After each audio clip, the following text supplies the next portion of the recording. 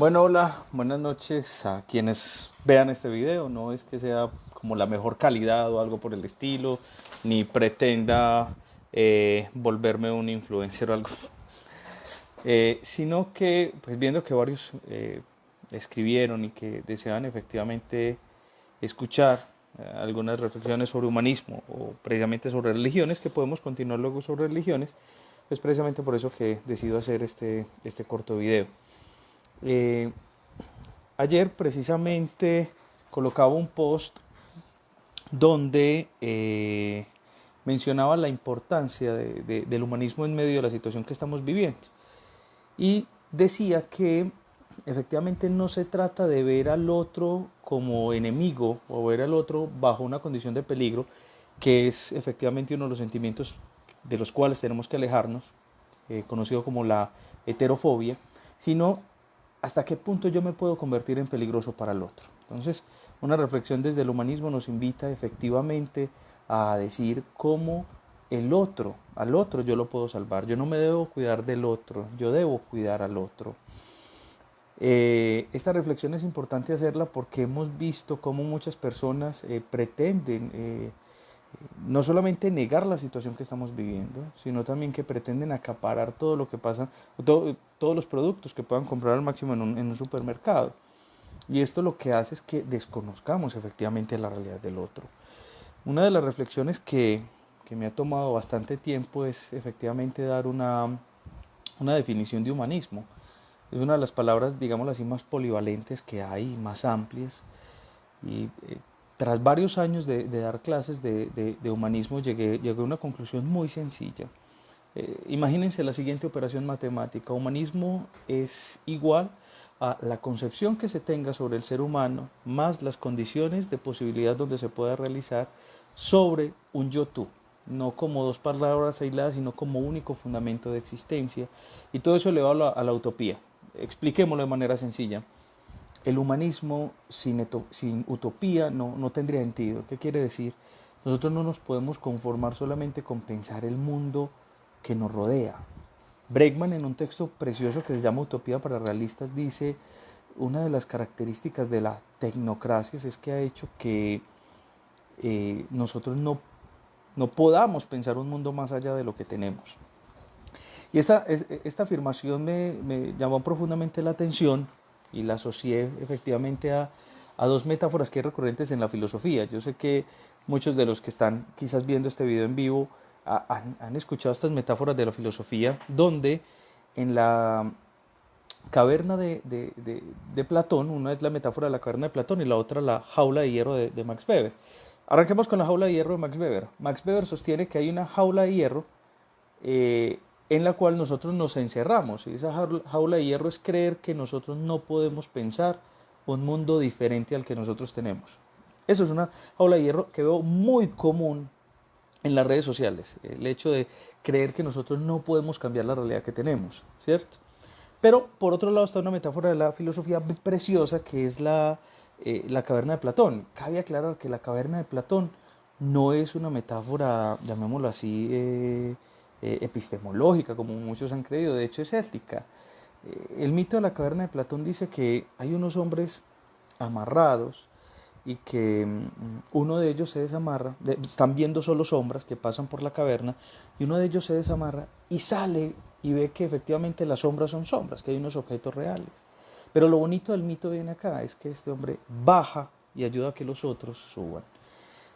¿Por qué lo menciono? Porque decíamos que el humanismo debe estar elevado a la utopía, y es precisamente por eso que mi visión, al menos de humanismo, debe ser o es muy idealista, pero ese idealismo se entiende bajo la necesidad fundamental de siempre actuar. Es decir, cuando hay solamente pensamiento y no hay acción, eso se convierte en un dogmatismo.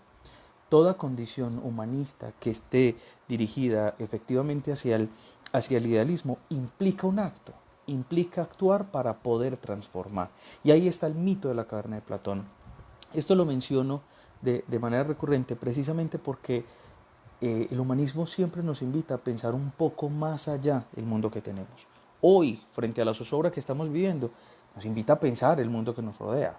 Eso es bien interesante, o sea, ¿qué mundo estamos construyendo ¿Qué mundo a partir de discursos egoístas, a partir de un capitalismo salvaje que cada vez nos está consumiendo y nos está llevando a que nos autoexplotemos? Creo que muchos han escuchado ya al famoso filósofo Byung-Chul Han, que habla efectivamente que la sociedad en la que tenemos es una sociedad de un exceso de positividad. Eso lo que quiere decir es que nosotros mismos somos nuestros propios enemigos. No hay una autoridad que nos niegue, dice Byung-Chul Han. Es decir, hoy creemos que las claves del éxito son explotarnos a nosotros mismos. Y la prueba la estamos viendo en personas que están desesperadas acaparando todos los productos de un supermercado, donde estamos viendo, el mensaje que nos quiere decir es que el otro es el enemigo, el otro es el peligroso, pero nunca pensamos en que yo puedo ser peligroso para el otro. Y esas decisiones, el negar las situaciones, el acaparar todo, me convierten efectivamente en un enemigo del otro. No crean que esta es la primera vez efectivamente que la humanidad vive esto. Hemos tenido muchas epidemias a lo largo de la historia de la humanidad, empezando por la epidemia de Atenas, bien trabajada por el historiador Tucídides. Hemos tenido fiebres tifoideas, hemos tenido la famosa peste de Justiniano, pero hay algo muy interesante. Pese a todas las pestes que ha pasado la humanidad, siempre hemos logrado salir de ellas. Un caso concreto es la peste negra. La gente no sabía por qué se moría, ¿cierto? La peste negra, o también llamada en algunos casos por algunos historiadores la peste bubónica, llevó efectivamente a que muriera, según el historiador George Duby, alrededor del 25% de la población. Otros autores dicen que eso fue mucho más. No había el control estadístico que tenemos hoy en día, tampoco existían los medios de comunicación que tenemos hoy en día. La gente está desesperada, salía corriendo. Hay una novela preciosa, yo siempre he dicho, este libro es bellísimo, el que lo quiera leer ahorita en medio de esta cuarentena, pues completamente recomendado, es el de Cameron de Boccaccio. Es un texto precioso porque Boccaccio vive de manera directa la peste negra y las consecuencias que ella tiene, cómo las personas van, digámoslo así, muriendo, los pueblos se quedan desolados, los padres abandonan los hijos a los padres. Y es muy bonito porque la historia del Decameron son 10 jóvenes que salen huyendo de la peste y durante 10 días cada joven debe contar una historia que está asignada efectivamente por un rey. Hay noches en las que algunos pasan de contar la historia, pero ¿qué es lo bonito? Una de las enseñanzas fundamentales del Decameron es que la salvación está con los otros. El Decameron no es la historia de un hombre o una mujer solos, que es lo que estamos viendo ahorita. El Decameron es la historia de 10 jóvenes que huyen de la peste, es claro, pero que huyen juntos y que juntos construyen un mundo de relatos, de narrativas, un mundo de historias medievales. Eso es precioso porque ya Boccaccio nos enseña efectivamente que la única manera que nosotros tenemos de sobreponernos a las dificultades es estando con los otros. Estos jóvenes sabían que sus familias estaban muriendo, sabían que su mundo estaba desapareciendo, pero estaban unidos bajo unos sueños, unos ideales, bajo unas historias. Entonces es supremamente interesante ver cómo ya incluso desde la peste negra, sin la información que tenían, que tenemos hoy en día, sin los conocimientos, y supieron sobreponerse. Hoy tenemos muchos medios de comunicación que puede llevarnos a caer en la jaula de hierro que les mencioné ahorita de Max Weber, una jaula que nos lleve a pensar que el mundo no lo podemos cambiar. También nos puede llevar a pensar en un individualismo cerrado, un egoísmo acérrimo, un capitalismo salvaje que nos lleva efectivamente a destruir al otro. Pero también estos medios de comunicación nos pueden generar muchísimo miedo, como está pasando ahorita. Y en el miedo nosotros no pensamos, así de sencillo. Pero también estos medios de comunicación pueden ser herramientas que nos permitan, como en este caso, en este Facebook en vivo, pensar y reflexionar sobre el mundo que nosotros tenemos. Pensar y reflexionar sobre la realidad que nos circunda. Pensar un poquito más allá de, aunque como se dice coloquialmente, de nuestras narices. ¿Por qué? Por eso les decía que ese humanismo debe ir un poco más allá, efectivamente, elevado a la n potencia de la utopía. Es decir, poder soñar un mundo distinto. Cuando digo soñar, recuerden, es siempre traducirlo a la acción, es soñar con los pies en la tierra. No como la utopía renacentista. Tomás Moro fue el quien inventó, digámoslo así, esta palabra, nos heredó una de las obras más preciosas de la literatura, llamada efectivamente la utopía. La diferencia es que la utopía del Renacimiento planteaba un mundo que ellos no sabían de dónde había salido, y llegaban y habitaban ese mundo y no sabían, no tenían ni idea. Nosotros hoy sabemos qué mundo tenemos. Y por ende, si sabemos qué mundo tenemos, también podemos transformar ese mundo. Esa es una gran diferencia con la utopía del Renacimiento. Por eso hoy un humanismo elevado a la utopía es la posibilidad de salir de la jaula de hierro, de creer que no podemos cambiar. A mí me preguntan a veces mucho mis estudiantes, profesor, pero ¿por qué pensar que tenemos que cambiar el sistema, por ejemplo, como el capitalismo, como este egoísmo que tenemos? Siendo capitalistas, claro, precisamente es que no hemos podido salirnos de este mundo y tenemos que hacerlo dentro de él, la misma crítica. No quiere decir que tenemos que dar de ser capitalista. Ahora, hago una salvedad que también solemos llevarlo todo a un extremo, que porque uno critica el capitalismo y vuelve comunista. Por Dios, o sea, fue un sistema económico del siglo XIX que no funcionó y el capitalismo tampoco, créanme.